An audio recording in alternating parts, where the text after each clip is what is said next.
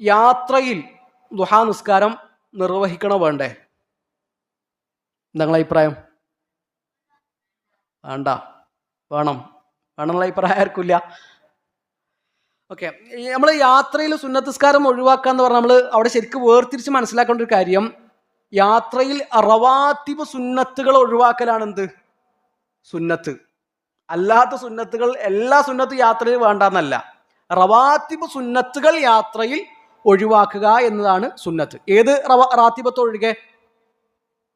ഫജറിന് മുമ്പുള്ള 2 റക്അത്ത് അത് നബി യാത്രയിൽ നിർവഹിച്ചിട്ടുണ്ട്, അല്ലാത്ത സമയത്തും നിർവഹിച്ചിട്ടുണ്ട്. അതുപോലെ തന്നെ വിത്ർ നിസ്കാരവും നബി യാത്രയിൽ നിർവഹിച്ചിട്ടുണ്ട്, അല്ലാത്ത സമയത്തും നിർവഹിച്ചിട്ടുണ്ട്.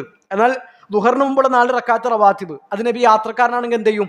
ഒഴിവാക്കും. ദുഹറിന് ശേഷമുള്ള 2 റക്അത്ത് റവാത്തിബ് അതെന്ത് ചെയ്യും? യാത്രക്കാരനാണെങ്കിൽ ഒഴിവാക്കും. മഗ്രിബിന് ശേഷമുള്ളത്, ഇഷാക്ക് ശേഷമുള്ളതൊക്കെ യാത്രക്കാരനാണെങ്കിൽ നബി ഒഴിവാക്കും, റവാത്തിബ് സുന്നത്ത്. എന്നാൽ അല്ലാത്ത സുന്നത്തുകൾ, നിരുപാധികളുള്ള സുന്നത്തുകൾ, തഹിയ്യത്ത്, അതുപോലെ തന്നെ വുദൂന് ശേഷമുള്ള സുന്നത്ത്, ഇതൊക്കെ അല്ലാത്ത സുന്നത്തുകളാണ്. ഇത് യാത്രയിലും നിർവഹിക്കുക എന്നുള്ളത് തന്നെയാണ് എന്ത് സുന്നത്ത്. അപ്പൊ ദുഹാ നിസ്കാരവും യാത്രയിൽ നിർവഹിക്കുക എന്നുള്ളത് തന്നെയാണ് എന്ത് സുന്നത്ത്. ദുഹാ നിസ്കാരം ഒഴിവാക്കണം എന്നുള്ള പ്രത്യേകമായിട്ടുള്ള ഒന്നും വന്നിട്ടില്ല.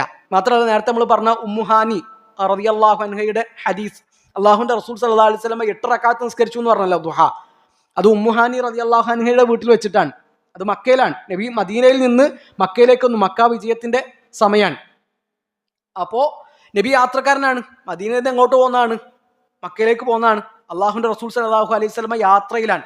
ആ സമയത്താണ് നബി എന്ത് ചെയ്തത്? ഈ 8 റക്അത്ത് നിർവഹിച്ചിട്ടുള്ളത്.